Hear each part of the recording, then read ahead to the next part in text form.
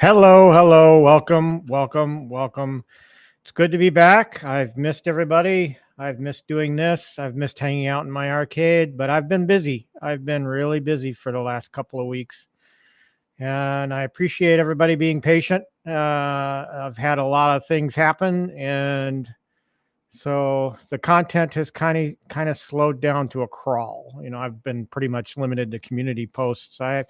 I'm still working on my Simpsons video, guys. I really apologize for that. I'm just trying to edit it as cleanly as possible, and you know, time just isn't on my side lately. So I'll get into some of that in a little bit. But happy Revenge of the Fifth Day. If you don't know, yesterday was May the 4th Be With You Day, and I hope you all celebrated. I celebrated by taking the gal to see the 25th anniversary showing of The Phantom Menace in an actual theater.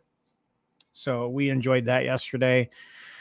And then today, I don't know when this became a thing, but everybody started calling the day after Revenge of the Fifth, Revenge of the Sith, kind of a play on words. So in honor of Revenge of the Fifth, I'm wearing my Darth Vader Imperial March shirt. So whatever you do to celebrate Star Wars around this time of year, I hope that you've enjoyed, spending time with your family, enjoying those movies. They mean a lot to me.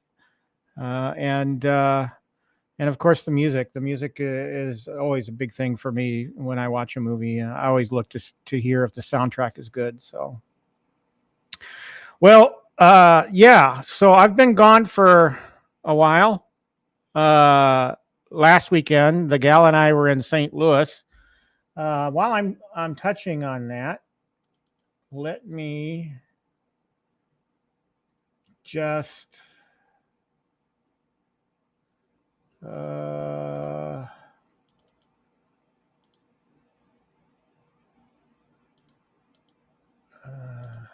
okay. Let me share my screen out here. We'll go with window. And boom. All right. So the gal and I were in St. Louis. We traveled to St. Louis from Wisconsin. And we did the Greater St. Louis half marathon. They also had a full marathon, which we did not do. We did train for. Half marathon we did train for, so we were prepared for that, and we did it. This is at the start line in our corral. We lined up in Corral J, and in the background you can see the arch, the Gateway Arch. We ran towards it, kind of towards it. We veered off to the right and went by Busch Stadium, home of the St. Louis Cardinals, for a little bit, and then we kind of winded our way down, and we wound up passing the arch twice during our run. But I had a good run. Let's see. So yeah, that's the start line. Here's a picture of the crowd behind us, the people lining up behind us. A ton of people. They're now saying there was close to, well, they're saying it was over 10,000 people that ran various distances. Hey, Quarterdeck, good to see you. I got somebody interested in my Ridge Racer, so I'm hoping he contacts me today. I'll touch more on that later. So yeah, this is the crowd. That's their old Union. That's their version of Union Station. It's now a hotel and conference spaces. But it's a beautiful building. That's where the packet pickup was the day before this race. So again, as we're approaching the start line, as our corral approaches the start line, and we got closer to it, I took a picture because the sunrise was kind of beautiful, and then you can kind of get an idea just how many people up ahead of us. By this time, 5 corrals had already started, so those guys were off and running. But a lot of people. I mean, just a ton. So yeah, and here's an official photograph of me running. Yeah, did good. I had a good race. I really did. I I tried to use Garmin's Pace Pro technology to pace me along and give me cues as to whether or not I was falling behind or whether I was ahead or what. And all race long, that tech told me that I was way behind and falling further behind with each lap, each mile. And I don't know what happened, but I still wound up PRing that race, personal record, beating my previous personal record time of, what was it? It was 151. No, 153 was my personal best time before. 1 hour and 53 minutes. And then when I crossed the finish line, I made it in 1 hour, 51 minutes and 56 seconds. So I shaved about 1 minute, 4 seconds off my personal record time. So another photo there. And then me after the race trying to breathe. So, I mean, anybody that's ever run races out there, if you really go for it, I mean, if you really try to push yourself to the limit, and on this day I did, so I had to sit down, and I was still in the chute after the finish line. And the general public is kept out of the chute. The runners can do whatever they need to do, recover, whatever. I stayed in here, and I wanted to wait for my gal because she was behind me, and wanted to make sure she found me afterwards because there's so many people there. This is her and I, after the finish, taking a picture in front of the banner, and she was tired. We were both tired. We were beat, and we had a big breakfast after that. That's just me holding my medal and wearing the shirt. And then after that, we went to the Gateway Arch. So let me pull that up. So we both had on let me share out that screen now.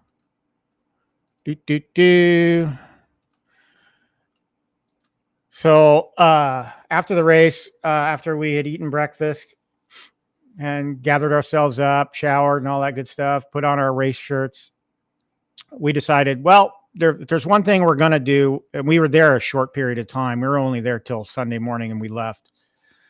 The race was Saturday. So we went and saw the Gateway Arch. Now, I haven't seen this thing in like 40 years. Last time I went to this thing, I took a field trip to it from my grade school in Indianapolis. And now it's it's a national park. And I actually got in for free because I'm a veteran. So, yeah, beautiful, beautiful thing. I highly recommend, if you're in that area, stop off and take the Gateway Arch tour, because they do give tours, and you can ride an elevator up to the top, and then they have observation windows on either side that you can take pictures. Another view, and down here they have the museum. You enter here, pay for your tickets for whatever you want to do, and then you can go downstairs, and then there's a museum underneath all this, talking about the history of St. Louis and the Gateway Arch and how it was built. It's very fascinating to learn how this thing was built and how the design how the design engineering was concocted. So I highly recommend it. If you're ever in the area, stop by. This is taken from the top, from the observation window, and that's looking down on the downtown St. Louis. Very beautiful, beautiful view. And then a little bit over to the left, you can see Busch Stadium here, home of the St. Louis Cardinals. This is the, what is this? I'm going to forget. This is a part of the Gateway Arch Museum, and they're renovating it right now. It's not the Capitol, because that's not the Capitol building. It's I think it's an old library is what it is. But it's very beautiful from the outside, and I took a picture. There's us at the top by the in the observation deck. So we got that picture, and you could see people behind us taking pictures of the views outside the window. And then here's that building that I told you about. That's part of the Gateway Arch Museum, but it's currently undergoing renovations. We couldn't go in and take a look around, but I imagine it was, the architecture of the building from the outside being incredible. It looks pretty incredible on the inside. And then another shot of us in front of the arch. I wanted to get something, with both of us in it. So this is, you can pay to have the official photo taken. And then, I did pay like $35, I think, there's a series of photos. This is just one of them. And so, and that was before I got a haircut. As you can tell, I got a haircut this week, but last week my hair was just kind of ridiculous. So kind of regretting not getting a haircut before I went to St. Louis. So that's that. Let's see. Looking at the chat, we should do a show with Addicted to One Arcade One Up, so the two older guys would make a great combo. As you realize, Danny, I've not had guests on. I don't know if that's my niche. We'll see. At some point, I would love to have a dialogue with somebody. So many content creators, yourself included, are doing side-by-sides with other people and just bouncing stuff off each other. And that's good. That's the kind of content I like to watch. I don't know if it's the kind of content I'm going to be comfortable doing. I'm still finding my way doing myself. And I actually had to fight to remember how to handle some of this equipment. So since I've been gone for 2 weeks. All right. So that was last weekend. The weekend before, I had to get new tires for the Jeep. And that set me back a little over $1,000 because it's Jeep tires and you want to get good Jeep tires. So I've spent a lot of money in the last 2 months. By my general count, I'm up over $6,000 in expenditures over the last 2 months alone.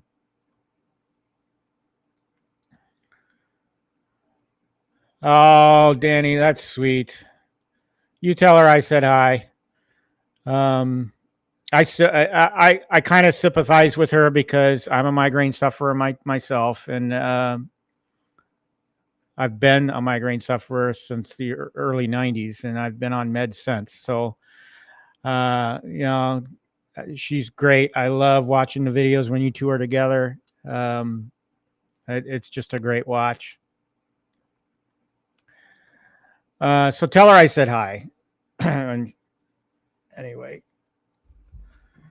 So yeah, I've spent over $6,000 in the last 2 months.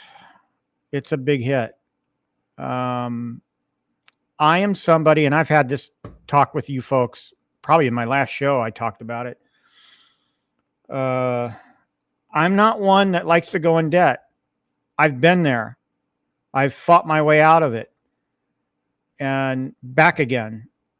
So at this stage in my life, I'm and heading into retirement, I just absolutely refuse to carry debt. I do have some, the house, the Jeep's paid for, but and I have a little bit of debt that I'm trying to clear up. So the easiest way to do that is to sell things. So to cover all of these losses that I've taken in the last couple of months, I've had to sell cabinets. And thank heavens for one dude up in Sheboygan. He bought 5 of my cabinets, and he's interested in my Ridge Racer behind me. So the Ridge Racer is still here. That's up on Marketplace. That's for sale. I've marked it down to $450. That Ridge Racer cabinet has the Buy Stuff 2.0 racing mod in it. So, and the Logitech Z313 sound system upgrade. So it's still there. I also have a second person interested. I've kind of staved her off a little bit because I want to see what this guy in Sheboygan decides to do. As you can see behind me, let me point this way. There's a big gap right there. That's where the Pac-Man XL used to be, and the Pac-Man XL is now history. Let's go into my arcade pictures.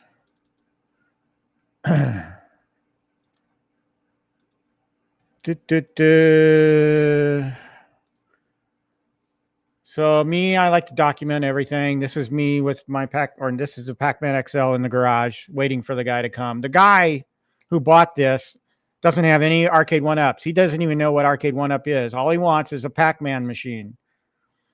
So I stress to him that this is a recreation, and so, I had it all set up. I had it powered up so he can make sure it works and everything. And he drove 4 hours through a intense thunderstorm from Iowa to pick this up. That's how bad he wanted it. And every time a Pac-Man XL goes on sale in his area, or goes on sale and he just sees it, it's either way outside his area, like 6 to 8 hours away, or it gets sold within 2 seconds and he never had an opportunity to buy it. So I was very happy to sell this to him. He seemed excited. He seemed generally excited. And he's also very good at playing Pac-Man. The guy can get up to 2 keys, that level. So to me, that's good. I can't get anywhere near the keys on Pac-Man. So I was very happy for him. I haven't heard from him. I assume he got back okay, because he was going to have to drive back through the same storm, because it hadn't hit us yet. And so I'm guessing he made it okay. And he actually was very, very appreciative. So he actually gave me an extra 50. And I told him, I said, that wasn't necessary. You don't have to do that. Just pay me what I asked for it. He said, no, I appreciate you holding on to it. You don't know how much I've been waiting for one of these. Here's an extra 50. So he gave me an extra 50 and I took it. So that'll go to my debt reduction fund. And so what's left in the arcade now? People are probably wondering. You've sold quite a bit. I have no middle section here anymore. There's no arcades in the middle, which I kind of miss, but I'll take care of that.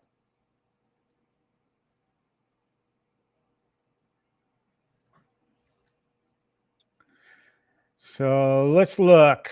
Let's take a look-see. Yeah. So as you walk into my arcade, what's left after my 6 sales so far? I've sold 6. I'm desperately hanging on to the ones that mean the most to me. So if it's here, it means something to me. As we get along, I'll identify ones that I could probably let go of. But I have the Marvel Countercade here, and that's modded. Has the Team Encoder mod on it, and the Batacera drive. So I kind of don't want to let that go, but if I had to sell it, I would. So, and then I have my modded Tron cabinet, my Burger Time, which as you guys know, I spent a lot of time trying to fix this panel. There, I'll point over here so you see it. Right here is where the damage was to that side panel.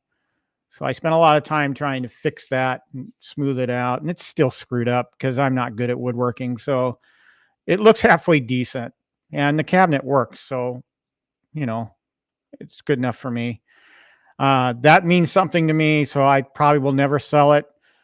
Plus it's damaged. So even if I did want to sell it, I'd have to sell it at a reduced price, just to be honest about it, because this is not a $600 cabinet. I bought it for $600. It's not $600 because of that damage.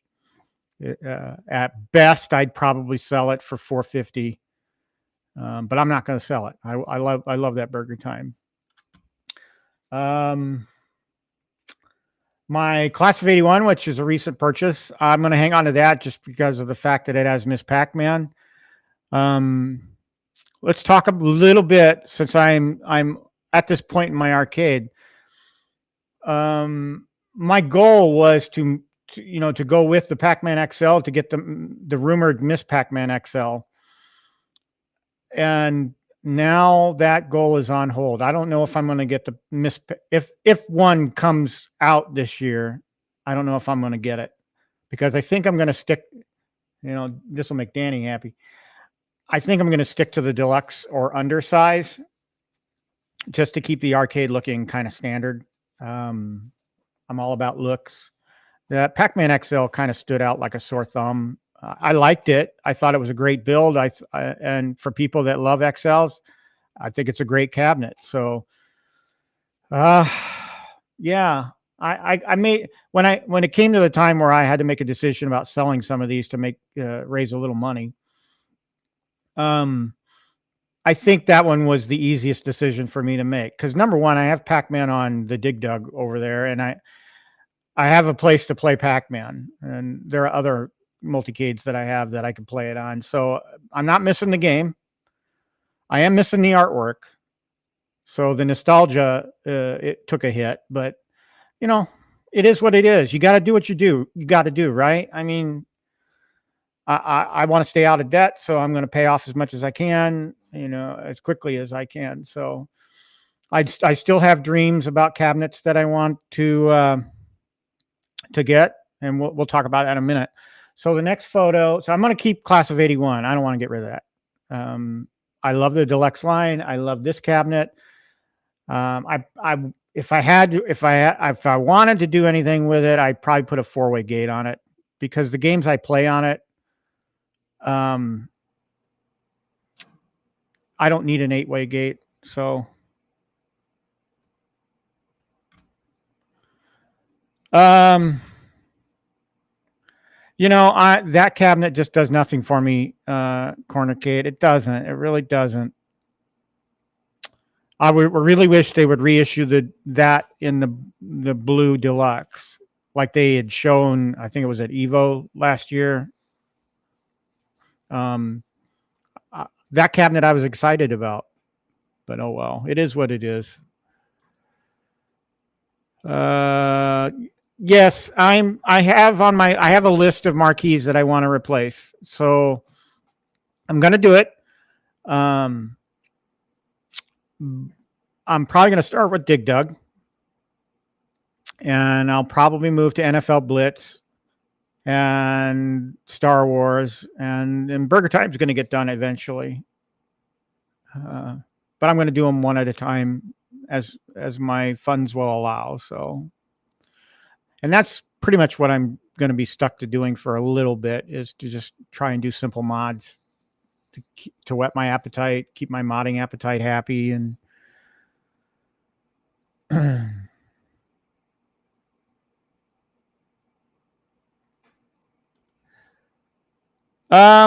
maybe later.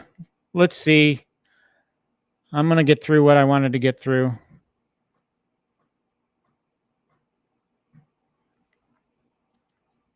I assume you're talking about the Pac-Man XL. Yes, it does look great. And the gentleman that picked up mine was very impressed by the fact it had light up coin door buttons, or they weren't actually buttons, but just light up coin door.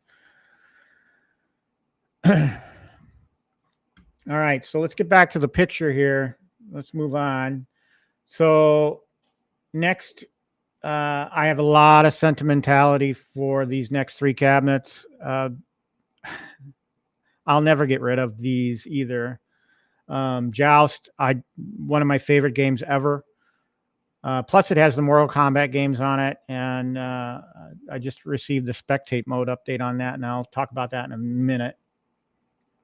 But I love the artwork on this Joust cabinet. This is one of the marquees that Arcade 1-Up just got right from the get-go. I mean, the marquee is beautiful on this thing. I don't know why they can't get a beautiful marquee in all of their cabinets, recent cabinets. Sometimes they just fail. Like, I thought NFL Blitz was just a crime. I mean, it's that marquee is so washed out, it's ridiculous. Dig Dug, this one I probably have the most sentimentality for, because I once held a high score for Dig Dug in a national magazine. I don't know if you people remember Electronic Gaming Magazine. I had the high score for 1 month, one whole month. And then I was blown away the next month.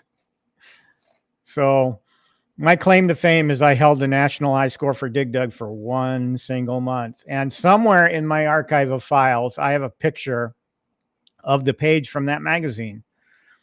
If I find it, I'll share it with you all some other show. But yeah, I'm keeping a hold of this Dig Dug, and that's going to be one of my simple things I do later on, I think, is I'm going to fix this because the riser is messed up on this. The artwork's backwards, so it's not lined up, and I'll point that out to you when we get to it. Tempest, a lot of nostalgia, I swear. I mean, I put more coins into the Tempest.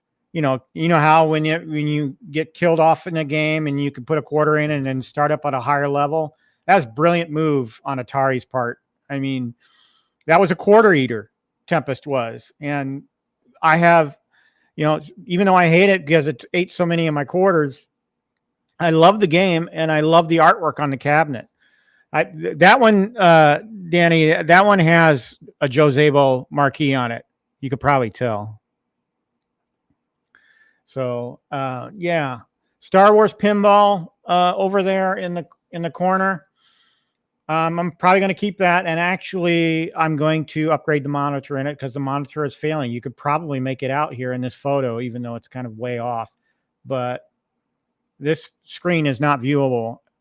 Once it heats up for some reason, the monitor is fine. I don't want to say, I mean, maybe heats up is the wrong term.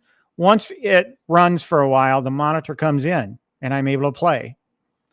And matter of fact, if we go back there now, it's fine. I saw it earlier. It's just finally back to normal. But I have a lot of nostalgia for Star Wars, so none of my Star Wars themed stuff is going away. I have a whole corner here, Star Wars corner. Back wall, Star Wars. I'm not getting rid of that unless I upgrade to the newer cabinet. Hanging on to this for dear life. I'll probably do a Joe Zabel marquee update on it.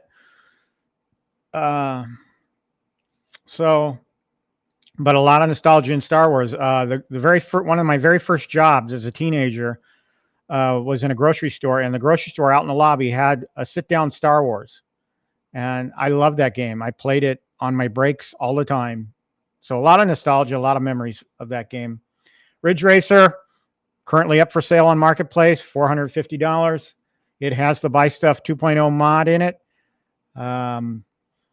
I've also upgraded the sound system in it to a Logitech Z313.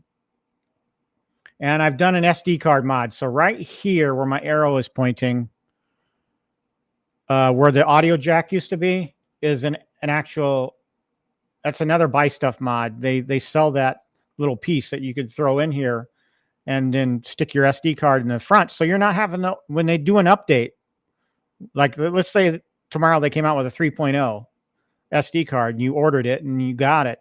I don't have to take this thing apart anymore. I just pop out the 2.0 card, put the 3.0 card, and I'm done. So that's why I did that mod for I just don't like having to pull things out and take them apart. So that anything that makes that easier, and Buy Stuff Arcade is great at that. I'll do. And then, of course, I'll never, ever, ever, ever, ever, ever, ever get rid of my Space Invaders T2 conversion cabinet. I'll be dead before that gets sold. Let's put it that way. That cabinet is still my favorite cabinet in the arcade right now. I play it often. I recently upgraded it, threw all the extra games on there. What can I say that hasn't been already said? It's just the artwork is amazing. Buy Stuff hit it out of the park with the artwork, the control panel. So that's staying in my arcade. If I had to sell everything right now, if I had to sell all this behind me, that cabinet's staying. I'm not, it's an obvious decision for me. So let's see. At Games Legends Pinball. The only way this will get sold is if I upgrade to the 4K. And I have no plans to upgrade to the 4K right now because I'm still trying to get a PC so I could do OTG on this thing. I tried using my laptop. It's not adequately powered to drive OTG on this At Games Pinball. So right now I'm just playing stock games and games through packs that I've ordered. Simpsons, you know, as you can see, Simpsons and NFL Blitz. I'll just talk about them both. If I get rid of them, if I have to get rid of more cabs, these two would probably be on the chopping block. Even though I've spent a lot of time and effort in modding them into 2-player control panels, they're just the easiest for me to let go because I don't have a lot of nostalgia for either one. They're fun to play. I love playing them. But if I had to sell cabinets again, or more cabinets out of my collection, these two would be on the chopping block. So, in fact, there's already one individual that expressed interest in buying that NFL Blitz if I were to put it on sale. I'm still thinking about it. I don't know. I'm kind of partial to these things because of the effort I put in. Both of these are getting marquee replacements if they stay. So I'm going to replace the marquees. And by the way, Cornercade, I love your videos. So anybody looking to how to do a marquee replacement, check out Cornercade's video on the subject. He just put one up. I think it was within the last week or so. Maybe it was last weekend. But he does great video content on replacing the marquee. And it's a very simple process. That Tempest I did behind me, you know, probably overkill, but I used a heat dryer to loosen up the glue behind the sticker, and it scraped it. It came right off the Arcade 1-Up sticker. And then Joe Zabel's marquee just slides right on over it. So very easy mod to do. If you're going to do any mods and you're looking for simple mods, that's a simple mod. You can do it. So yeah, for now, NFL Blitz and Simpsons are in the arcade and they're staying. Oh, I went backwards. Never get rid of my At Games Legends Ultimate. It's running my favorite game off of CoinOps X. I love that game. I'm still hoping Arcade 1-Up comes out with a Robotron, but who knows? Good morning, Mike of All Trades. Good. Thanks for joining. Appreciate it. And then I'll never let go of my Defender Party Cade either. So I might sell this thing right here beneath it, which is a Miss Pac-Man. This is my very first mod ever, this Countercade. And I put a Raspberry Pi in it. So it's running, I think it's running the Scooney build. If you're all familiar with Raspberry Pi builds, I think I'm running that build in this Miss Pac-Man, but I haven't turned it on in quite a while. I've just been sitting on that shelf.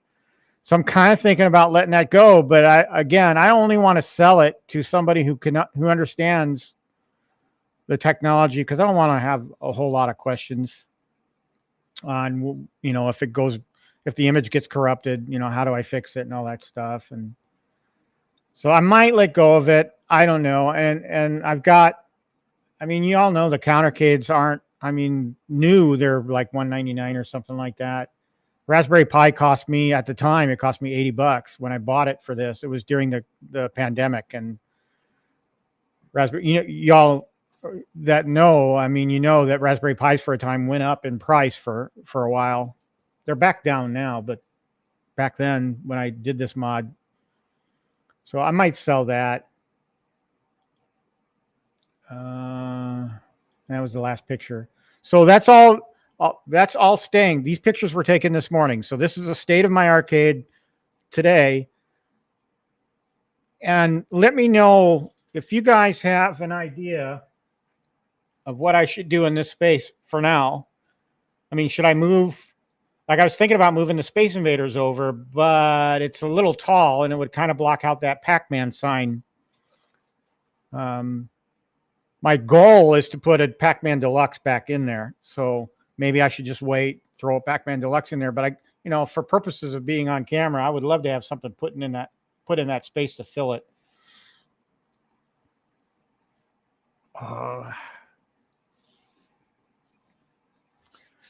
Yeah, I got my list here of what I wanted to touch on.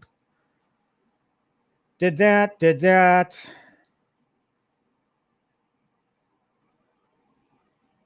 talked about finances for a little bit. I do, somebody asked me the other day, are you out now? Are you getting out? No, I'm not. You can plainly see behind me, I'm not out. And I have no intention of being out. I'm going to fight to have the middle here filled at some point. I just got to dig myself out of this hole now. And, I'm getting up there in age and I don't want to carry a lot of debt. So I want to pay for things as I need them. And as I said, I took big hits the last couple of months. So I'm not out. This is my hobby. This is what I love. I'm going to be in this hobby for, as long as I can imagine. I'm even thinking about moving these things with me when I retire to Florida. So that's how much I love it. So I'm here to stay. And cabinets that I have on my list, Dragon's Lair is number one on my list to acquire. I've been wanting it for 2 months now. I just haven't been quite in the position where I pulled the trigger on it. I would like to see it come down in price just a little. And I would like to get it at Kohl's so I can get, at least some Kohl's cash back. But that's number one on my priority list. I do want a Dragon's Lair, and Dragon's Lair actually would look cool right there, I think. It's an 80s arcade, and that's my 80s wall, this back wall right here. So it would fit there. It would. So Dragon's Lair number one. So number two is the Pac-Man Deluxe. That became my number two because I want to replace what I had to sell yesterday. So when I get to the point where I'm comfortable, buying new cabinets without, carrying more debt, then I'll probably pick up the Pac-Man Deluxe. And hopefully by that time they'll have been out for so long that we'll start seeing some better sales on them, and I'll be able to pick it up at a bargain. I will also be looking at Synergy. Now, those of you in the know about Synergy know that it's a wholesale a warehouse reseller of pallets, return pallets.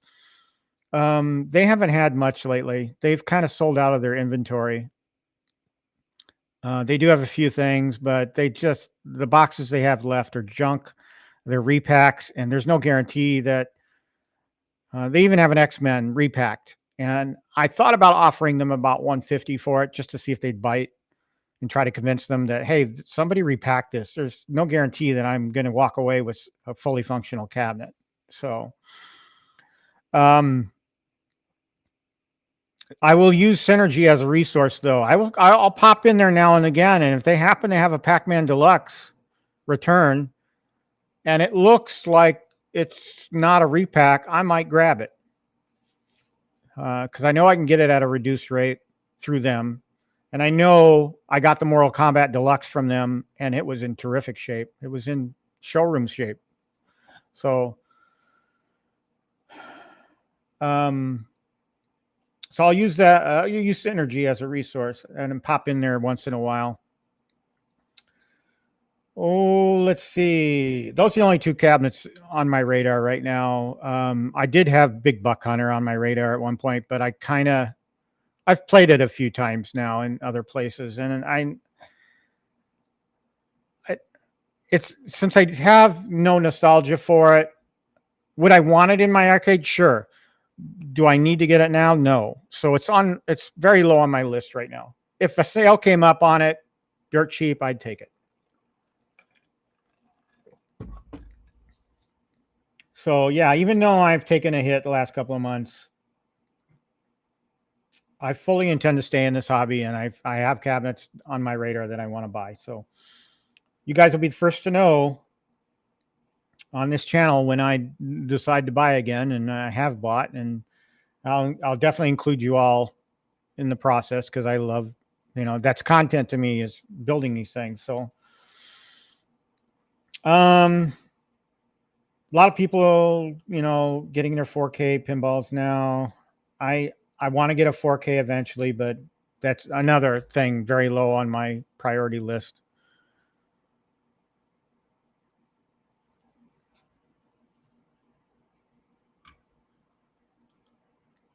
Hey, Boofman, welcome. Appreciate you showing up and hanging out with me today. I agree. Dragon's Lair will probably just be a showpiece, and as ambiance in the arcade with the attract mode. So I suck at that game. I know I suck. So why someone would say, why do you want to buy it? Because it makes my arcade more like an arcade to me. It makes the ambiance, the nostalgia, makes coming down into this area even that more special. So that's why I would like Dragon's Lair. Okay, so you just got it. Great. Yeah, I'm thinking the time might be coming soon when I may need to pull a trigger on Dragon's Lair regardless of what price it is, because I'm afraid it's just going to go away and I don't want to miss out on it. Real MoFlo, appreciate it. I appreciate you looking out for the channel like that. Yeah, everybody hit the likes. I have never been in this for likes and for subscribes. I'm happy when I see them go up, but I'm not in it to be monetized or anything. This is a hobby to me. I'm trying to have a little bit of fun. If it becomes a job to me every week, you probably won't see me doing this anymore. This is just a distraction for me to take my mind off of the things that I should have my mind taken off of. Like the events of the last couple of months. I've needed this arcade. Again, what do these home arcade, what purpose do these home arcades serve? Excuse me. I need a cough button on this thing. They serve as a distraction from everyday life. So granted, there are other things we could do, you know, take a hike in the woods. That's probably healthier for you too. But it's things like this that take your mind off the bad things in your life that happen. And that's why I love coming downstairs to this arcade every once in a while. Sometimes I just come down here to sit and listen. You know, I've done that a few times because it's nostalgic for me. It takes me back to a time. Let's talk about other stuff now. Let's take this off the screen since it's been sitting there doing nothing for quite some time. What other pictures did I have to show you? Oh, so I'll bring this up. I know I've probably beaten it like a dead horse, so I don't want to dwell on it. Yeah, you all know I've spent a lot of money. So, but here's the latest thing to ding me. So I get back from St. Louis, right? So I get back from St. Louis and I went to work one day, and then actually, no, the first day I drove back, which was Monday. No, it was Tuesday. So this happened Tuesday. The first day of me back at work.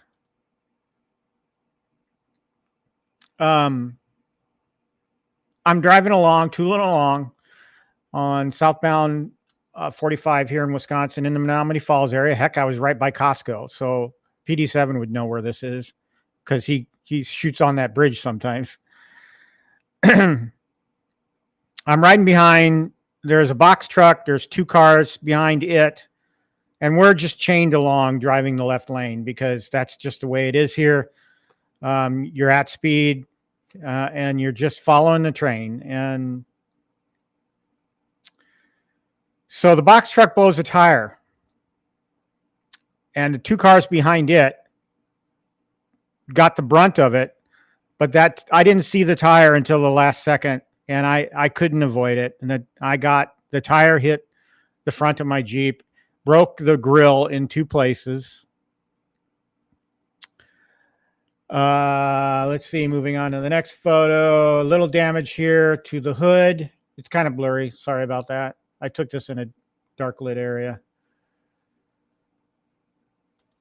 And then my fog light got knocked out. You can see my fog light's not there. It's dangling right now. And then it cracked the little plastic cover that goes over both fog lights and holds the license plate. So I hemmed and hawed about doing anything about this. If anything, I had to fix the fog light. I had to make that right. And I hemmed and hawed, and I kind of got convinced to go through my insurance, which I did. And the Jeep's scheduled to go into the body shop tomorrow. So I'm going to be without my Jeep for probably 3 or 4 days while they gather the parts and do the work. I don't imagine this is going to take them long at all. It might even just take them a day. But I've got a rental arranged because that's also a part of my insurance. That's covered under my insurance. So I'm not going to be inconvenienced, but I'm going to miss my own car for a couple of days. I do want it back, though, because next weekend I'm going to Indianapolis. Folks, if you've followed my channel for a while, you know that I'm a photographer for the local paper there in Indianapolis for the races held at Indianapolis Motor Speedway. That speedway is like a second home to me. I've talked about it before. So I go there 3 times a year. I go there for the road course race. I go there for the Indy 500. And then I go there for the NASCAR race. And this year, they keep moving the NASCAR race around. So the NASCAR race is in July. So I'm going down there 3 times this summer, and I need that Jeep back. So I need the Jeep back by next weekend. As a show note, there's probably not going to be a regular Crossdeck episode next weekend. So I apologize for that in advance. I'll post about it as we get closer to the weekend, so everybody's reminded that I'm not going to go live at 10 a.m. because I'm likely either going to be busy. I'm probably going to be busy. I think the race is on Saturday. I could be wrong about that. I haven't looked at my schedule yet. So I definitely need the Jeep back.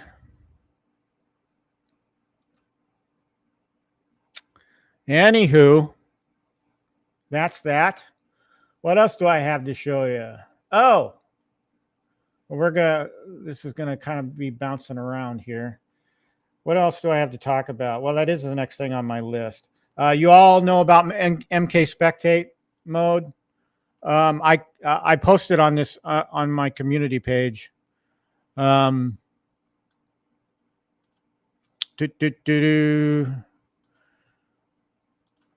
So I have the Joust cabinet, and that's the only thing I have Mortal Kombat on now. And I was curious whether or not the Joust cabinet was going to get the Spectate mode update, and it did. As you can see here, I turned it on the other day, and I started downloading the update. And it told me I had an update, so it went through the update process. And then this morning I took some quick photos of me trying out Spectate mode because I wanted to see what it was like, and I thought it was pretty cool. I would love to sit in on some of your matches, just watch and learn, because if there's any game that I need to learn anything about, it's Mortal Kombat. So I think this is a handy dandy little tool that Arcade 1-Up has finally come out with. And what you can see here on the bottom is it tells you the match that's in progress, who's playing. Let me do this over here. So it tells you right here on the bottom of the screen, you know, who's playing, who's fighting. I'm not sure what I'm sure this is some kind of record, 1 to 6, how many matches have been won and lost. I'm not sure exactly what this tells you, but I do know that this is how many people are watching, that me being the only person spectating. So I'm not sure what this number is right here. This number right here, I'm not sure what that is, but this is a bigger view of the screen I took earlier. And through my internet connection, it was pretty I watched it for a while, and there was no delay or anything, no lag or anything that I noticed. You look at so when you're back out on the menu screen for the Joust cabinet and you hover over the different Mortal Kombat games, it'll give you a list of games in progress. And the ones that you can spectate are the ones with the eyeglass or the eye next to them. So I picked Daryl, and I went in. It says connecting to Daryl. Then it'll tell you have joined Daryl as a spectator. And if you want to join the queue to play him, you can by pressing the start button. I didn't do that. I just wanted to watch. So yeah, MK Spectate. Let me know what you think. If you really enjoyed that update, I see that Mike of All Trades has added a comment. It did more than just add spectate. It also fixed the aspect ratio of the games and made the 4:3 instead of 5:4. And that number is for how many people are waiting in the queue. Okay, great. Thank you. I didn't read the full. I had it up on my Arcade 1-Up app yesterday. I was kind of glancing through it, but I did not do a thorough read through of it. Got it. Okay. Good to know. Thanks, Mod. I appreciate that.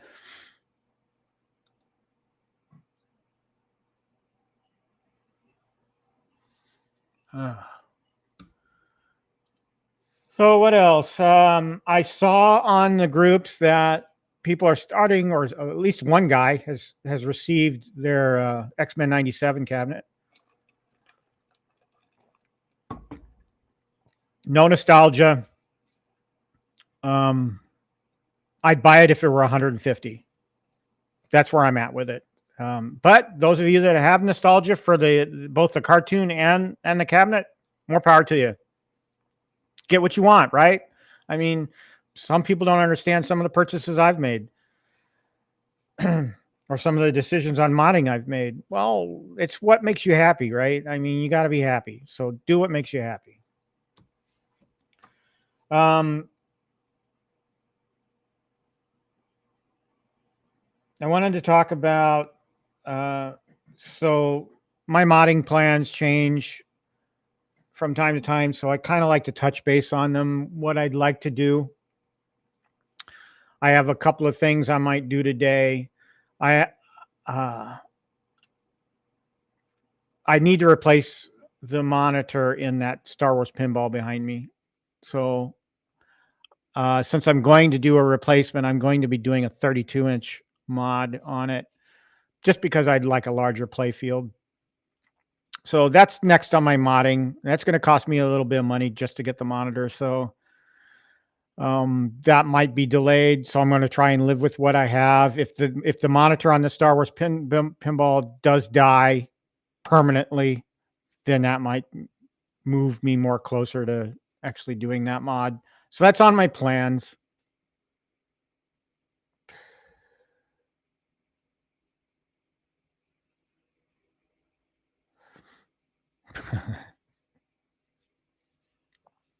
Other things, I have this thing in my head to, and you probably can't see it.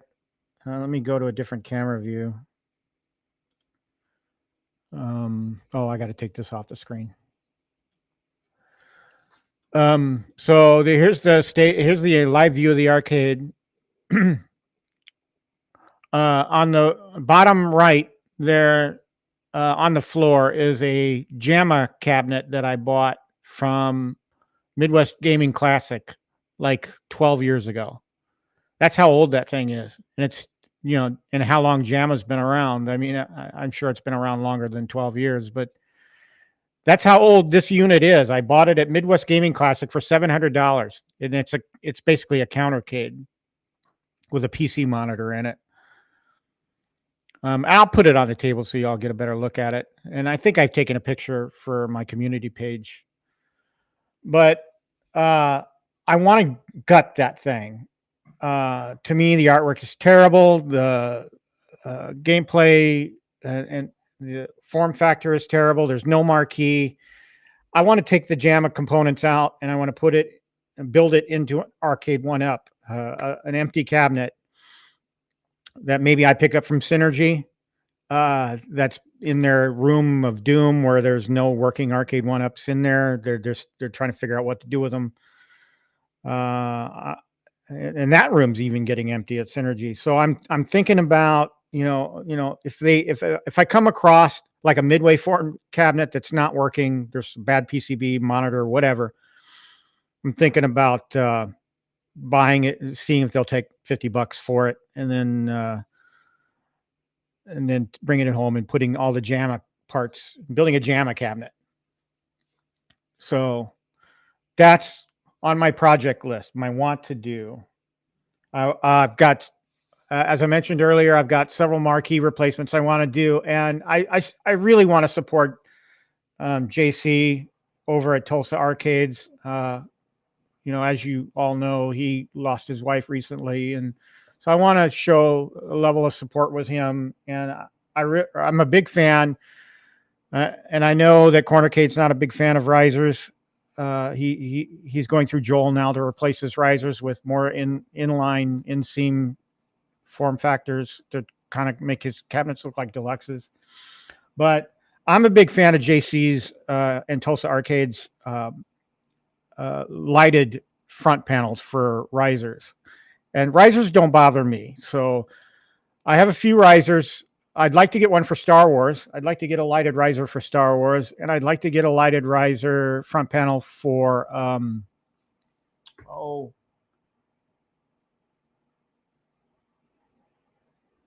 don't know, maybe there's just those two. Maybe the Atari Legacy if he's got one. I'll see.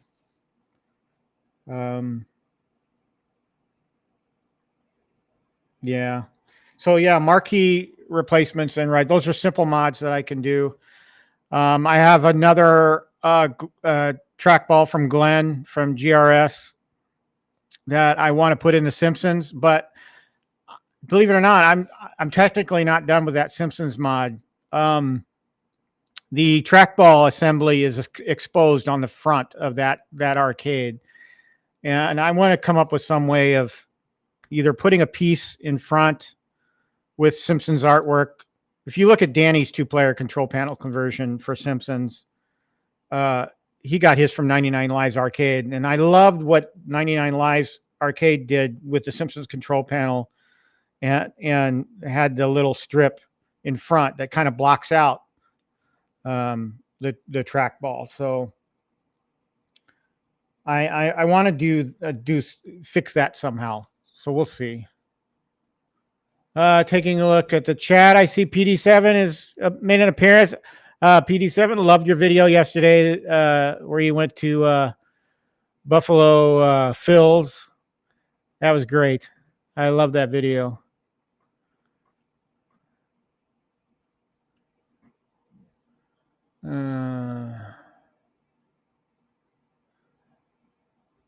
Good to see you guys. I appreciate everybody stopping by. This is just me chatting at the universe for however long, and I've missed you guys really in the 2 weeks that I've been gone. So we're going to do something today, and whether it's gutting the Galaga or just something simple, we'll see. Matter of fact, I think I'm at a point in the show where I'll probably just do that. So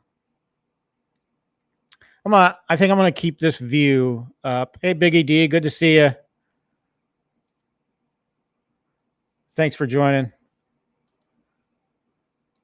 Boofman, yeah, I think PD7 gave us all a little bit of FOMO with Dragon's Lair. Although, when I think about it further, I'm like, yeah, I really like the look of that arcade. So, and I have nostalgia for it. So, yeah, he helped nudge me towards that cabinet, and it's definitely number one on my list. So, whenever I'm able to, that's going to be the cabinet I buy. Okay, so let me switch microphones. I haven't used a lavalier mic in a while, so. And I'm blind as a bat.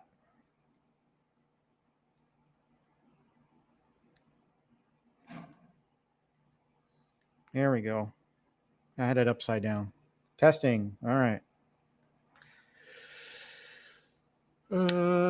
Microphone. I'll switch over. Testing. All right, looks like the levels are good. So we're going to turn on the house lights here. Everybody's probably getting bored of seeing me sitting in a chair talking for an hour. So, by the way, what time is it? Oh, it has been an hour. You guys are great. I appreciate you.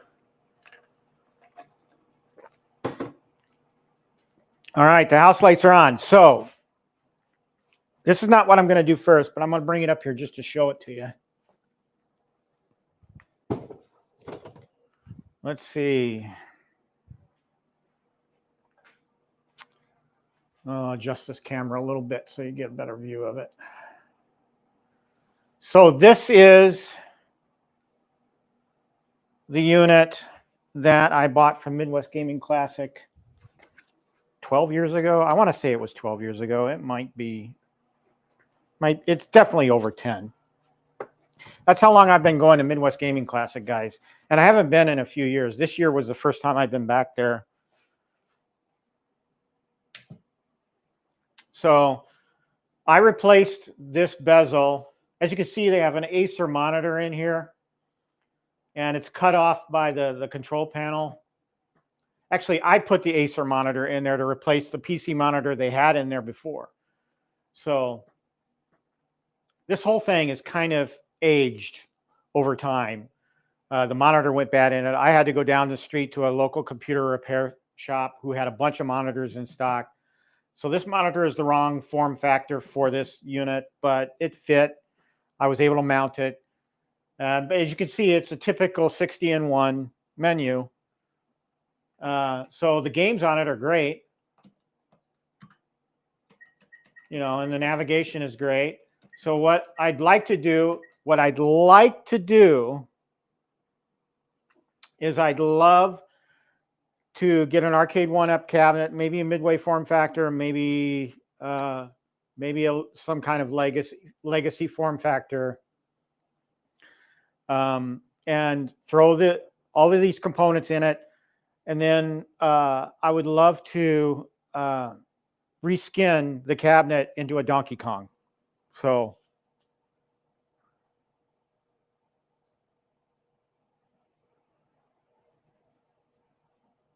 ever think of putting a bed? I'm looking at the chat right now, just trying to stay on top of the chat as I do this. Ever think of putting a bed? Hey, B Kong, it's great to see you. Thanks for joining. I appreciate it. Yeah. When I decided to get on YouTube, I was like, well, I got to make it look interesting. I got to have camera angles. And I used to work, believe it or not, I actually used to work in a television production facility. So I kind of have a little bit of experience with it.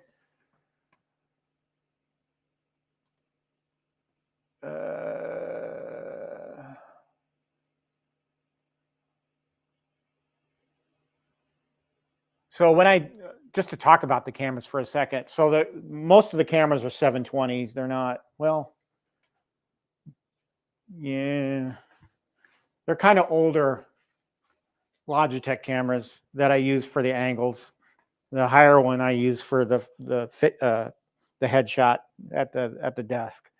And then I'm just using my camera, my cell phone for an NDI camera pointed at this thing. So I like to get all kinds of angles so people can see my arcade from all kinds of angles. And I don't use them all the time. But anyway. Yeah, a lot of Wisconsin folks in here today. We should all get together and like do stuff, you know. I was hoping that would happen at Midwest Gaming Classic, but anyway, if you look at this thing, again, no marquee. It's all monitor. Control panel, it's okay. It even had a lighted joystick. So the ball and the joystick was actually lit, but that broke several years ago. So the only artwork on this thing is the control panel and the front.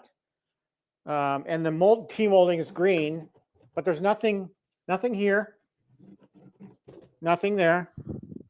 So very boring. So this is going to get gutted. We may do that today. I don't know. I got lots of other stuff I got to do. I got to mow the grass. God, guys, you know, you Wisconsin guys that own homes. I mean, yeah, we get a break because winter lasts a little longer, but my grass, especially my dog's area, is like knee high almost. So I got to get out and mow the grass today. Anyway, what I want to do first is something that's been on my mind for quite some time, and it's an easy fix. You guys probably won't think it's good content. Probably isn't. And guess what? I left my tools up in my Jeep. I got to go get it. Live TV, folks. What I should do is bring the camera with me.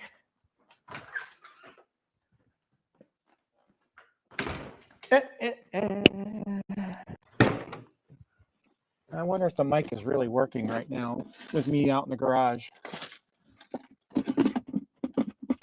My primary tool.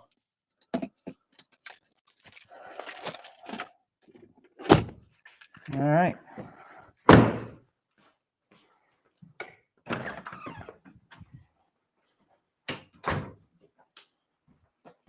And do the domestic thing again and turn on the dryer a little bit longer because I'm doing laundry while I'm doing all this. Live TV. All right, so I'm back.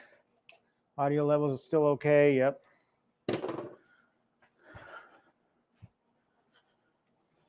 All right, so what I'm going to do is I'm going to fix my dig dug, which was pointed out. I can't remember who exactly pointed this out. And I also need to pull one of my pieces of artwork.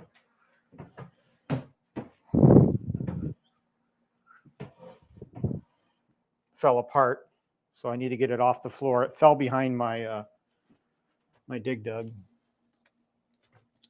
And one of my signs fell down. So it's one of these cheap Walmart marquees. And I don't know why it fell. It's not particularly humid, so it just did.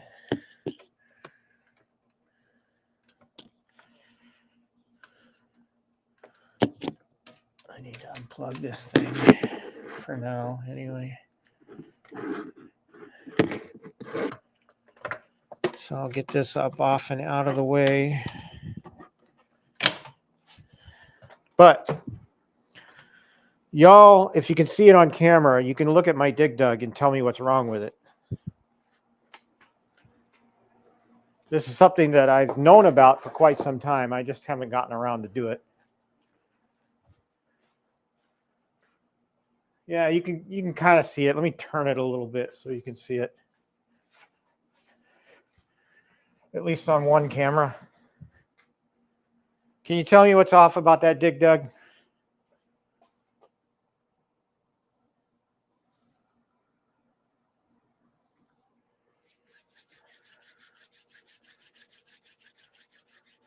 I think it's in plain sight, you know, on the lower left camera, you can see it. Someone in one of my streams, earlier streams, pointed it out to me. Well, yeah, okay, Zero, yes, you're right. The marquee is washed out. I don't have a marquee to replace it.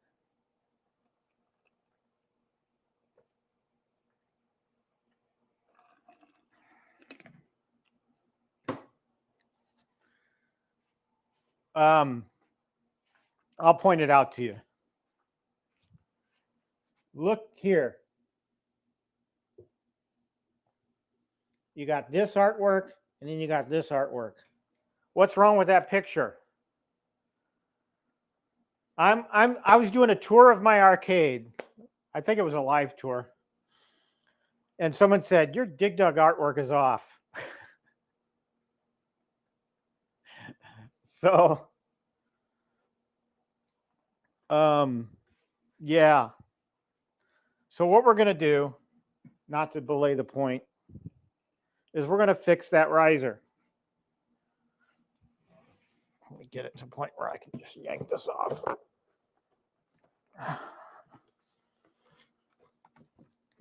All right. So that's the problem. Now, I've never deconstructed one of these things. You'd think it'd be just a simple fix, right?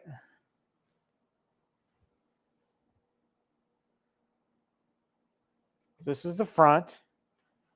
So all I should need to do is basically pull the, yeah, let's just do that. I should only have to just pull off the front and the back and then reverse them. And I think Dig Dug would be one I'd like to get a lighted front panel replacement from JC over at Tulsa Arcades. I really do want to support him though.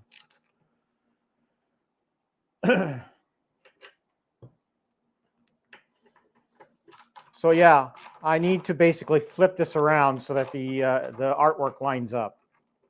It's just one of those things you probably wouldn't notice, you know, walking up to the arcade and playing it because it's not. But it's something that somebody on one of my streams noticed, and I had to fix. And I'm never getting rid of Dig Dug. It's one of the, you know, the two machines that would be on the chopping block right now are the NFL Blitz and the Simpsons. Although I don't want to get rid of them. I love the games. I love them in my arcade, and I plan on upgrading them. I plan on doing the marquee upgrades, and potentially even I might even do the Tulsa Arcades riser panel upgrades on them. That's what I'm going to be doing a lot, you know, until I can get a cabinet, until I can bring Dragon's Lair in. I'm going to be doing mods, and that's fine. We're all about tinkering with our arcades, right?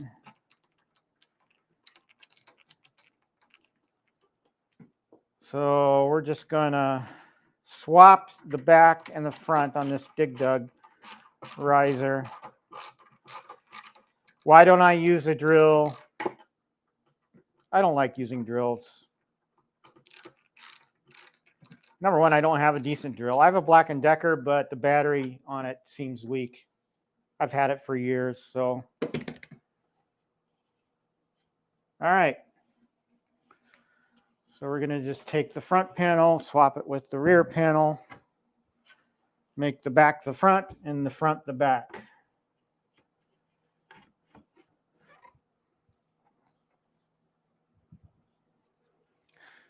And while I'm doing this,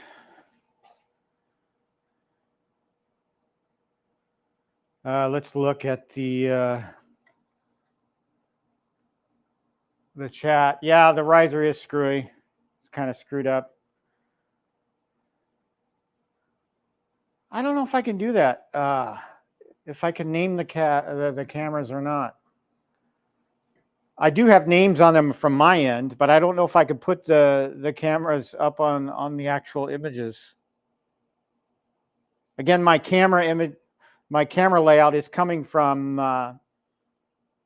OBS, so maybe I can, maybe I can't. I don't know. I'll have to look. It's been a while since I toyed with OBS settings. Scrolling back to the chat. Yeah, definitely agree, Cornercade. We do need to get together.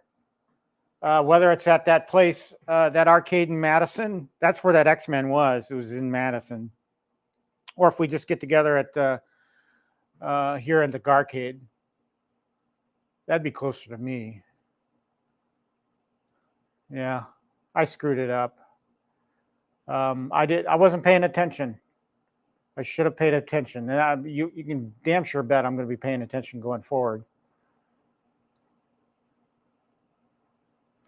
I don't drink, guys. So if you're thinking about going to the barcade, you're only going to see me drink soda. So I don't drink at home. My gal's not a drinker. I'm not a drinker. I have drank socially before, but it's not something I do. Number one, because it causes migraines. So I don't generally drink anymore because of that.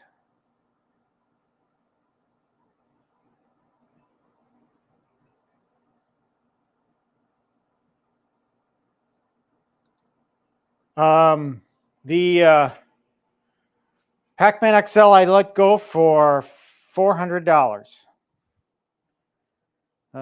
So they got a good deal on it, I think. Again, that guy was very excited to get it. I mean, he very good Pac-Man player. He hasn't played it in a while, so I don't know if he'll be happy with the controls on it, but I'm sure he was very excited to get it. He's very excited to get it for that price. When I sell cabinets, I don't try to make a huge profit on them. Yeah, there are some cabs like that Mortal Kombat 2 Deluxe that I got really a really good deal on from Synergy. I did make a small profit on it, but that went to pay off at the time my Jeep repair. So all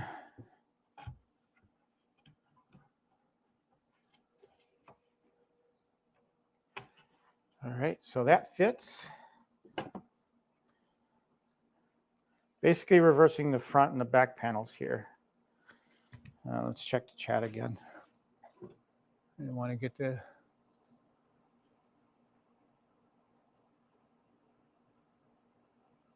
yep, another non-drill user. I've stripped these things before. Especially on the risers.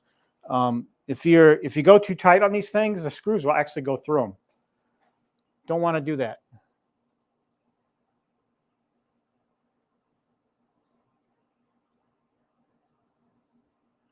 I think I did see that. If it's the same one I'm thinking about that you shared, it's missing the back panel.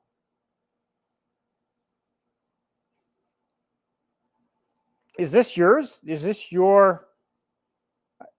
I don't. I hope I'm not. I did see it though. I did see it in Marketplace. I'm kind of sort of interested. I kind of don't have the $800 right now to spend on it. And if it's the one I'm thinking about, the one I saw,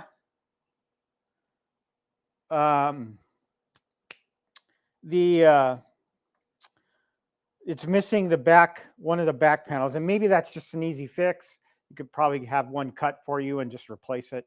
I don't know. I'll look at it again later.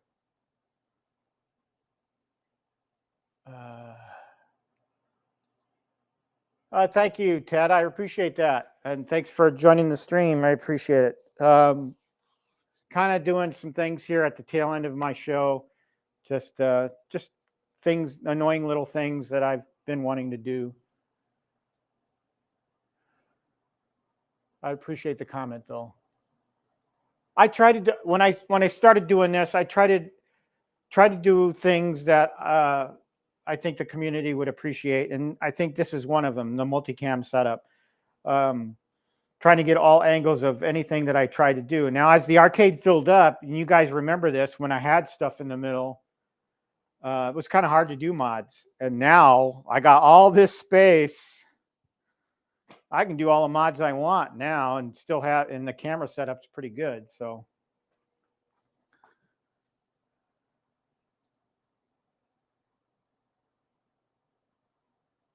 Oh, yikes. Well, I mean, it's what the market demands, right? I mean, I guess I'm just generous. I don't. What did I pay for mine? I think I paid full price. I think I paid $5.99 for my XL. So I took a loss on it overall, but I didn't want to. I just didn't. I'm not all about getting. I basically look at marketplace what they're going for, and then I set the price accordingly, and then maybe a little under just to get it moved, because I don't like to sit on things. The Ridge Racer behind that I'm currently got on marketplace, there's a couple of people interested.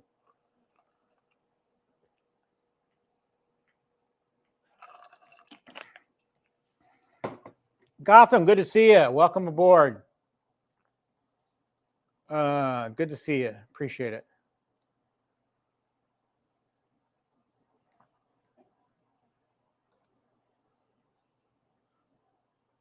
Yep, I agree. I'll take another look at it later. Gorf is, as everybody knows, Gorf's my #1 game. If I were to buy a real arcade, that would be it. So maybe I will. There's one person down, I think it's St. Louis area, or it's nearby, selling one for $2,500. That's just way too ridiculous. I'm not paying that much money for a Gorf, a real Gorf. All right, let's finish this up. This should have been quick. I'm actually getting kind of weak. I did go to the gym this morning. It was good to be back in the gym this weekend since we took our St. Louis trip. So I'm all about routines. I like having a routine. This show is a routine. It's an item this is part of my routine, doing a weekly thing. So as long as I'm not doing boring things, this might be boring to some of you, it might not be. But this is something that's been bothering me in my arcade. So I'm taking care of it and I'm doing it live. So, but I'm kind of getting weak. I'm getting a feeling of weak. Those of you that exercise, you know what I'm talking about. I haven't gotten any significant calories in me yet. I ate some pretzels earlier. That's it. So I haven't had a good breakfast yet. But I ran 6 miles this morning at the gym, and I did some strength work. So you know that if you do any significant exercise and you don't do a good breakfast, there's going to come a time where you hit that wall where you're going to start feeling shaky. All right. Risers put back together. We should have the artwork lined up now. And I just took apart. Oh my goodness. Really? I did that? Oh, live TV, folks. You saw me do this. And since I'm transparent, I'm going to show you I screwed up. I got my blanket caught in the riser. Awesome. There we go. Easy fix. I'm coming at that at the wrong angle. Yeah, I might have to do this other, I don't know, I'm getting kind of shaky. Tighten that up a little bit. All right.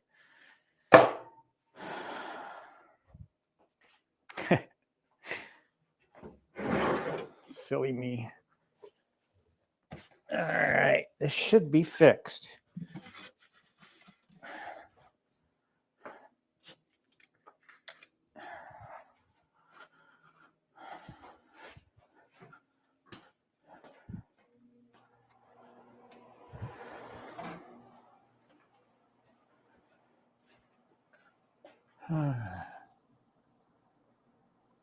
Again, I appreciate each and every one of you that are hanging out with me this morning. This is what I'm doing. I'm hanging out with y'all because I haven't done it for a couple of weeks, and I really do appreciate it. And we could talk about whatever you want to talk about now.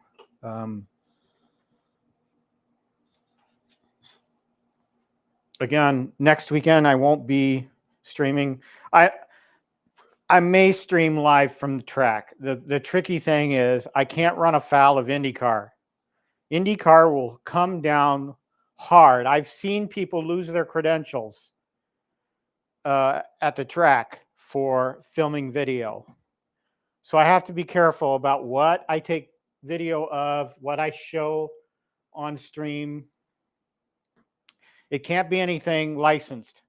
Anything that they have agreements, broadcast agreements with ABC or ESPN. I can't take live video of that. I can't, in other words, let's say they were practicing on the track. I could not live stream and show you that. I would get escorted out of the track immediately. So I may live stream next weekend while I'm in Indy. You just might not see, you know, anything interesting. I could show you the crowd and stuff like that, maybe. Show you just buildings or structures. I'm getting shaky, guys. Maybe it's time to just quit. All right. Now, it's a little off here where you put the extender panel on the side panel, but now the artwork lines up better. So that's finally fixed. Awesome. And now I'm just going to push the artwork back into my little...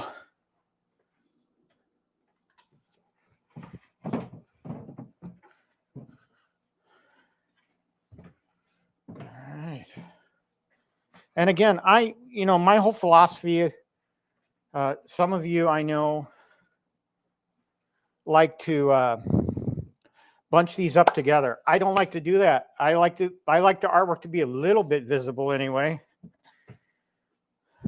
And I like to put like at least 4 to 5 inches between the cabinets. Just so I can see the artwork a little bit, you know. Fixed. Awesome. My Dig Dug looks like, other than the stupid marquee, which I'll get. That's my first, my number one Joe Zabel thing will be that marquee. I might order that later today just to get it on order because I know it takes a while for Joe Zabel to do stuff. All right, what's next? Protein smoothie. Yeah.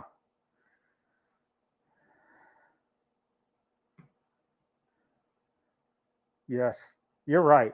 I used to drink protein stuff, shakes all the time. I stopped doing it for a while. I take breaks every now and then. Actually, I don't have. When I do those, I like to do it with milk. I don't like to do it with water. Okay.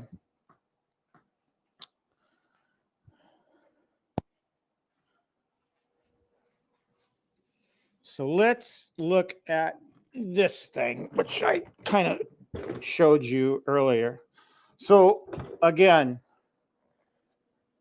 this is a piece of plexi that I bought that was clear. The piece of plexi that came with it was so dark that you could barely, it was hard to see the screen.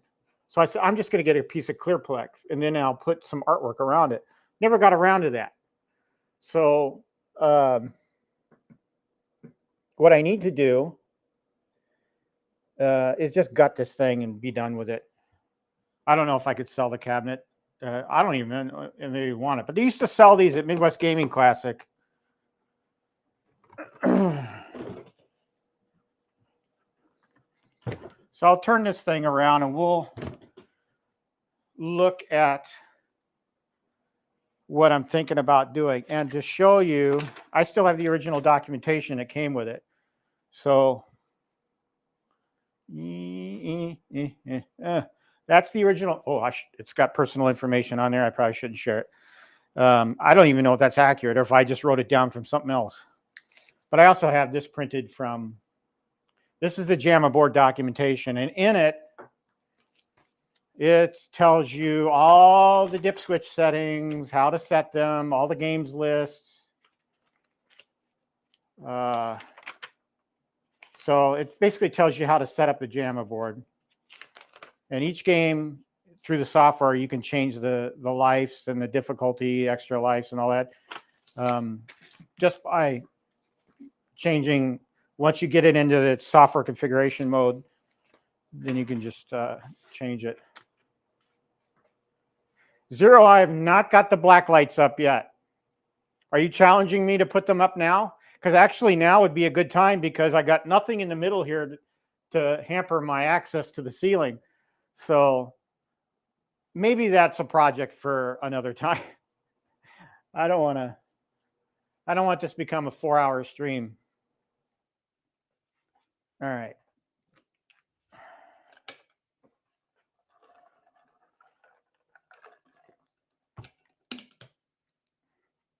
I got a good camera view there. I'll tighten it up a little bit. I need my glasses for this though. Yeah, you challenge me. I don't know. Now the way this guy, this guy custom built these things. The guy that was at Midwest Gaming Classic, he custom built them. And, you know, he cut the wood and put them together. So I give him a lot of credit. But it's kind of weird the way he did the screws. Because the screws, he kind of dug out the back panel, and then he goes at the screw from an angle. And so I've taken this apart a few times. Once I get this screw off, or this back panel off, it's never going back on. So I don't care. If I screw it up, strip it out, I don't. This is real wood. This is not MDF. So I have a feeling that's partly how it went up to $700, but because it cost him so much in wood to put these together. And as you can see, it's got a full power supply here with a fan. This is like my first entry into, well, I did talk about this last show, I think. My first real entry into retro arcade gaming was of course MAME. So I've used MAME for, I mean, since the early 2000s, really. I think when the first versions of MAME started coming out.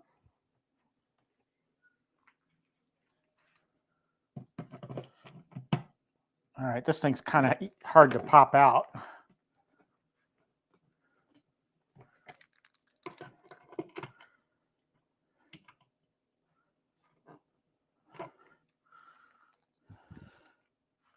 Going to be difficult, huh? There we go. All right, so yeah, I mean, look at that wood. You can kind of see that. That's a real piece of hard wood. It's painted. All right, let's zoom in here. I'll kind of bring the camera down. So you can kind of see the monitor is mounted to this middle piece here.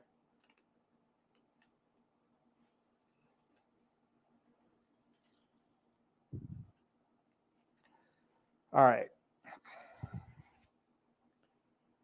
Now I don't have, you know, if I gut this thing today, I don't have anything to put it in yet. So it'll just be set aside until so know that you're just watching a guy.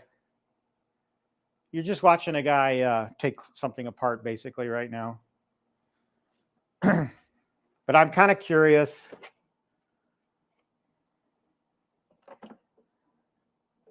So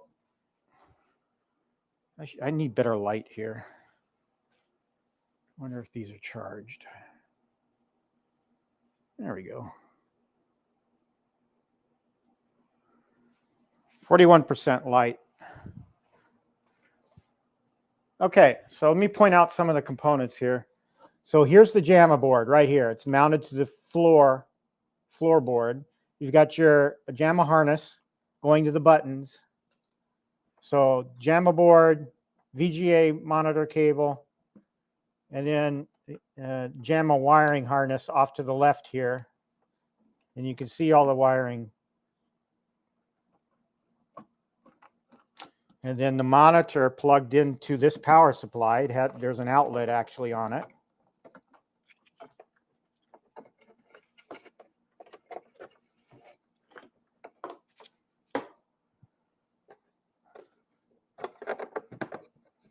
So I'll unplug the monitor. I'll unplug the VGA cable.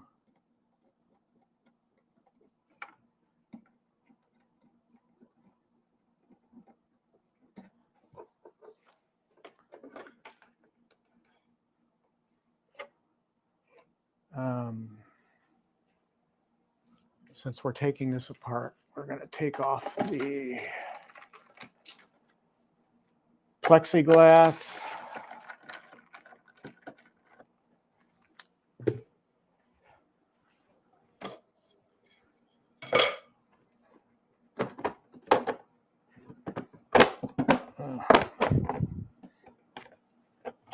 There we go. I hemmed and hawed up what to do with this thing. You know, this thing has sat on the floor in my basement for years. Haven't done anything with it. So I thought, well, this looks like a project wanting to happen. So that's why I made the decision to just gut it. So it's got a Suzo hap. I might be able to just repurpose this, you know, this power supply into the Arcade 1-Up cabinet. I think that's what I'll do.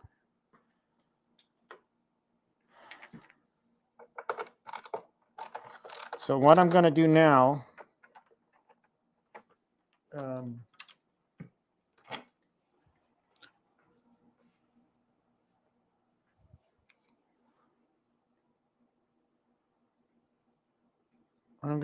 is take out the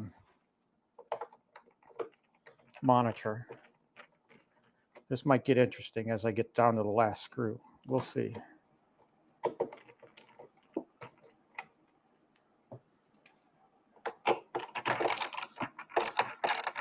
And I tried to sell this on Marketplace. Nobody bought it, wanted it. Nobody wanted it. It might sell now because of the parts. People would say, oh, I want that JAMA board. But nope, I'm gonna make it a project myself.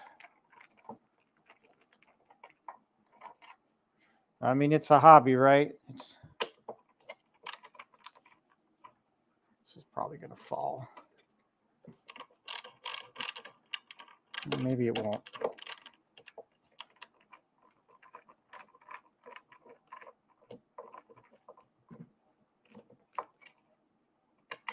Nope, guess it's not. There we go, monitor out. So the monitor piece is mounted to this this piece of board through a mounting bracket on the monitor itself. And I got to tell you, oh, I see. It's hooked on there. I'm not going to worry about it right now. That's for another time. So I think I want to take out the control deck. And he used different screws for that.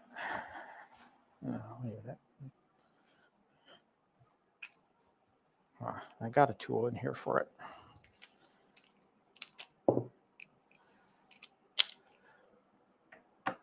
There we go. Perfect.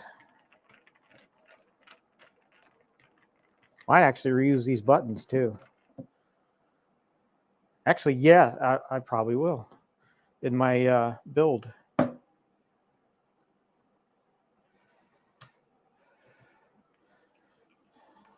In the arcade community, great. You can recycle stuff and reuse it. Would you want to recycle arcade 1-up buttons? Maybe not.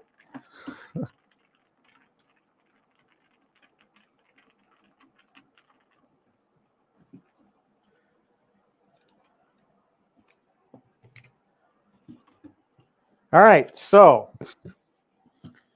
we have, again, a full wood piece right here. And he put on, this is really weird how he did this, but in fact, this piece isn't, there's a defect in this piece, but he had a little lip here where the plexiglass sat in. So again, you know, I think his heart was right in it. And then you can see the JAMA harness running to all of these buttons. He used good buttons. I'll give him that. Suzo Hap buttons.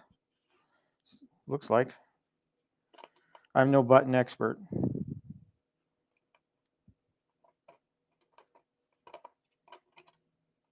And there, right there, is why my... actually, that's not why. I just pulled the bulb out. This is the bulb that lit up the joystick. Might try to fix that. We'll see. So I'll set that down low for now. So what we have here, look at this power supply, just has all the power in the world, it looks like. I mean, we got spare.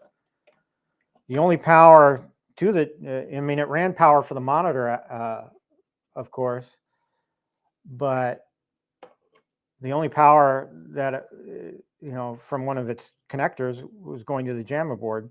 There's like 4 other connections. So we'll disconnect the JAMA. If I can figure out how to do that. There we go. JAMA disconnected. I want to be very careful about this harness. All right.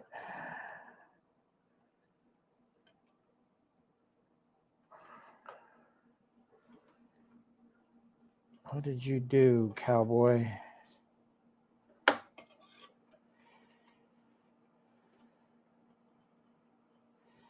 Okay, so JAMA board, power supply, speaker, and this is another thing I did not like about this, is the speaker was aimed down, and it's almost flush against whatever surface you put it on, so the sound was muffled on this thing. So what I'd like to do is change the sound configuration on it.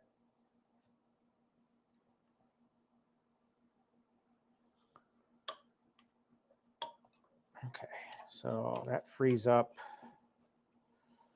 that portion of the harness by disconnecting the sound. So we're going to go ahead and lift off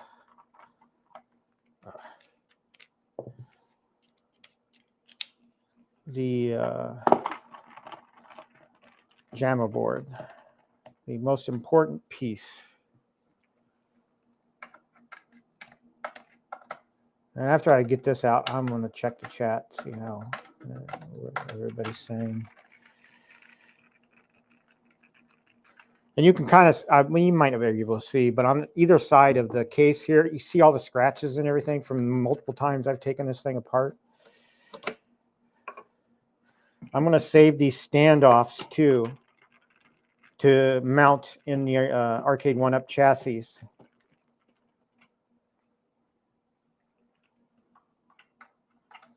Guys, while I'm doing this, and I just got to say, the content that some of my fellow content creators are putting out lately has just been awesome. I watched you guys while I was in St. Louis.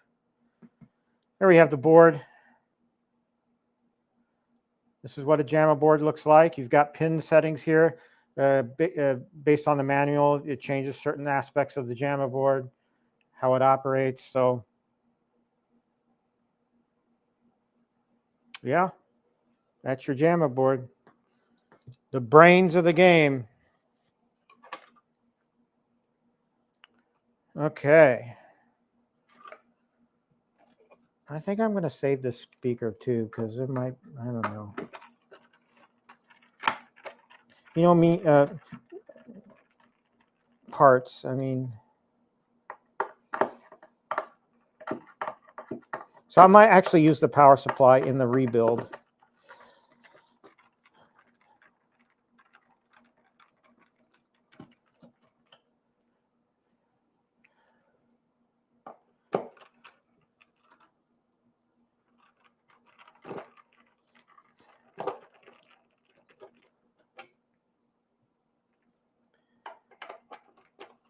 I can tell he put a lot of work into putting these things together.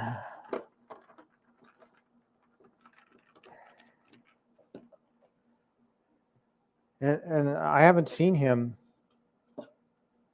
Oh my goodness. If I could show you this, I would. He's got a speaker. The speaker he put into here's the speaker. Where he mounted it, there are no holes whatsoever for the sound to get through. None. No wonder this thing sounds muffled. Wow. And I paid $700 for this thing. All right, I'm going to take a break. Check the chat.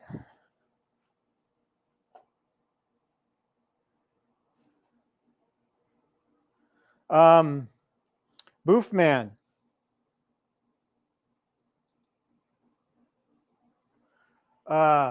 That riser panel came from Tulsa Arcades. TulsaArcades.com. Let's see if I can bring it up here.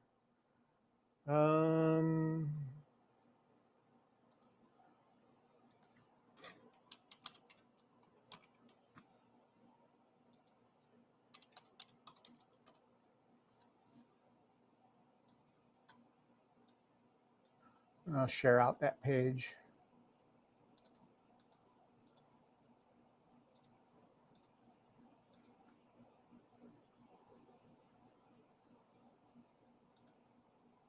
Okay, so here's the webpage for Tulsa Arcades.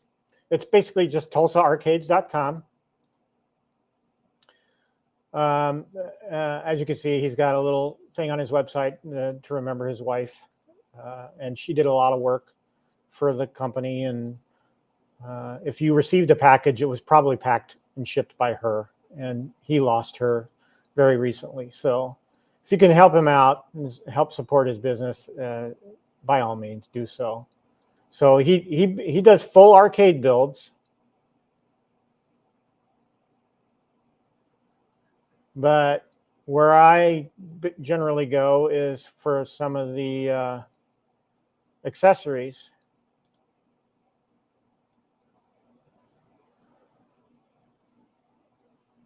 And the lit riser, like he's got one for Golden Axe that's on display here. But so here's like, you can basically select which one you want. So he's got several to choose from here. Now the key thing to remember is when he first started doing these, he shipped them with the LED kit. Now he just recommends where to go get them. So he's got an Amazon link to a LED kit.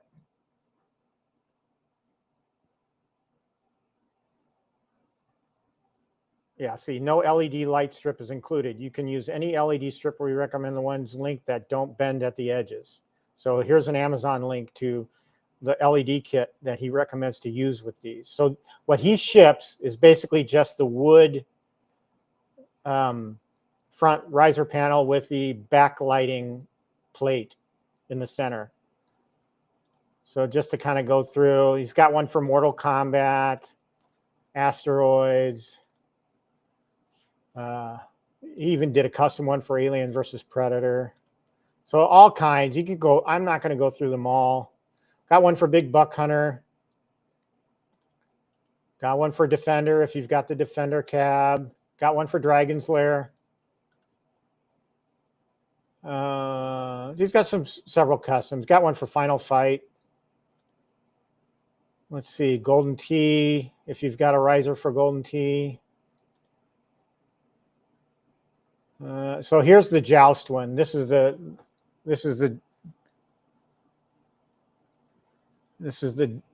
one I got for Joust. And again, you order the LED strip separately from Amazon, but he does great work on these. And so if you like risers and you want to improve your riser, I highly recommend what he sells here. I really do. Got a Galaga one. Let me see. Even got a Moonwalker one. Look at this. So if you've customized a cabinet with Moonwalker artwork, you can get an LED backlit Moonwalker riser thing. So got one for Miss Pac-Man, which I don't have. I used to have the Legacy, but I don't have it anymore. Here's NFL Blitz. So I might get this one. And again, they're on sale right now. So regularly $122, on sale for $95. So you get almost $30, not quite off. And here's the one for Star Wars. Pretty cool. I might get that. And he does do one for the Atari Legacy. So this might be on my list as well. That looks sharp. And I think it would look sharp replacing that Atari logo riser panel. So I highly recommend JC over at, I also have this one, the Tron one. I have this. This is on my cabinet. I love it. So I highly recommend him. Please, if you can support him, please do so. Just remember to order the LED strip at the same time you order this, and you'll probably get the LED strip before. He also has one for NBA Jam too. So a lot of you I know have that. So great guy, great work, and he ships out fairly quickly too. So.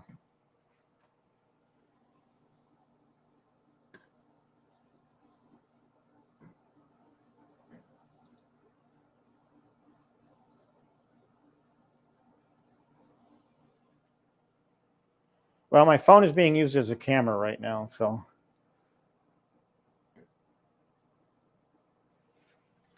Okay, so let's take that off the screen. And we're not going to be at this too much longer. We're almost at 2 hours now. That's long enough. But I want to finish gutting this. I can't believe this, though. No holes in this. I should take pictures. I'll take pictures of it afterwards. Okay. So I need to...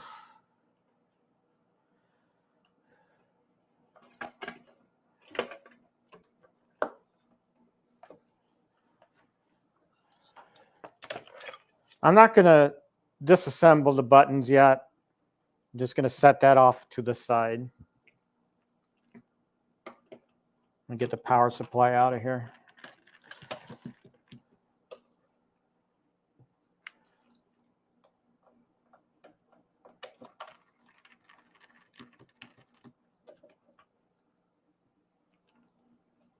All right, so he only had 2 screws holding that down. This, I mean, it looks pristine for being a 12-year-old power supply, and it has never failed me. And again, this is a Suzo hat part, so manufacture date 12/32. I'm not sure what that signifies. Well, it's got to be at least 12 years old. Oh, maybe that's 2012 is when this was manufactured. So yeah. All right, we're completely gutted now. I got my power supply, I got the JAMA card, I got the speaker, which probably not going to reuse for my build, but I might hang on to it for something else. And then we have the JAMA harness. Got the JAMA harness and then the buttons. And I'll go through this mess offline, I guess. I don't know. So we've gutted the cabinet. Now, I'll probably just take this apart and just shit can it, because, you know, why would I hang on to it? I'm not going to put another arcade in there because I don't like the form factor.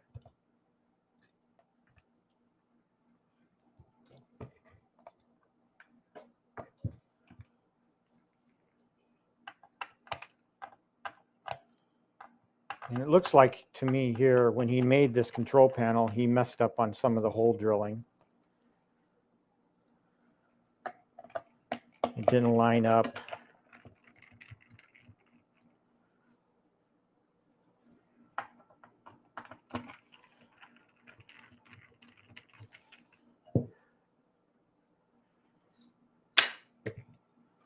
So a little lip is off. So these are just screws.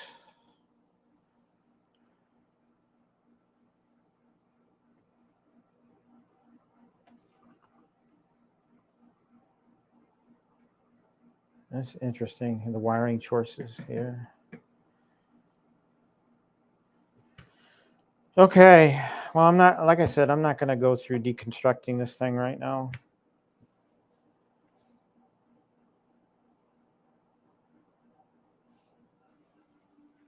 I think I've hit my limit. I need to go get something to eat. Yeah, Boofman.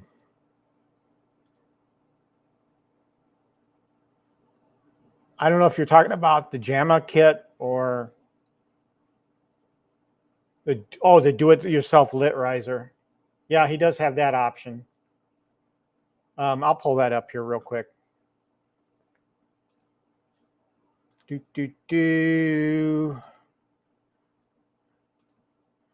So this is the do-it-yourself install everything.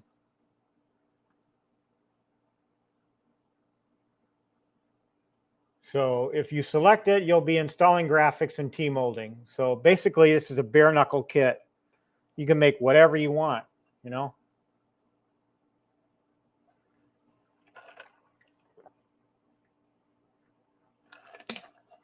So you'll get the plexiglass, the blackout panel, T-molding.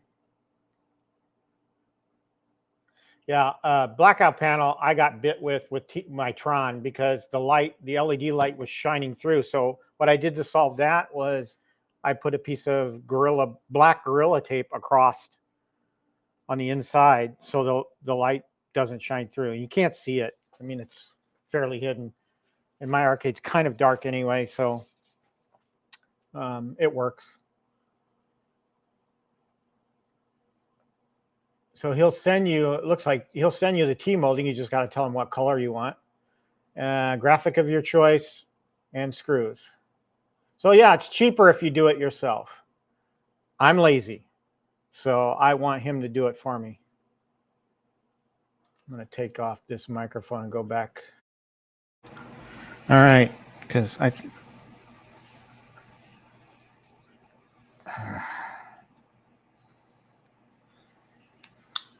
well, that was fun, taking that apart and fixing my dig dug. Well, it's almost noon here. I'm going to go ahead and end the show. I really appreciate everybody sticking around and watching me goof around for 2 hours. So my arcade is still here. It's going to stay. Not going anywhere. Love the hobby. Love putzing around. So I'm down, but I'm not out. So take care of yourselves. And you know, more importantly, stay healthy and you know, have fun. Have fun with everything that you've got going on. If you're not having fun, I mean, you're depressed. And well, you're not depressed. That's kind of gloom and doom. If you're not having fun, I mean, you know, you just got to make life fun. And that's why I do these races twice a year, these destination races. So you know, the gal and I have a lot of fun just visiting places in the cities that we visit. And, you know, they're short trips. They're only like 2-day trips, but it keeps me happy and alive. And so You got to do the fun stuff. So you guys have a great week. Um, take care of yourselves, and I'll see you. I won't see you next week. Again, I'm in Indianapolis. You may see me do a quick live stream from some point in the track, and we'll see what we'll do there. And then I'll post throughout the week, and I'll make a post about next week's show, and then I'll be back home the weekend in between the Grand Prix and the 500. So I'll do a show then. And if I find a cabinet that I can use the JAMA stuff in, I'll post about that. So have a great week. Thanks for joining me on this ride. Appreciate all of you. Remember to hit the like and subscribe button, and I'll see you next time. Have a good day.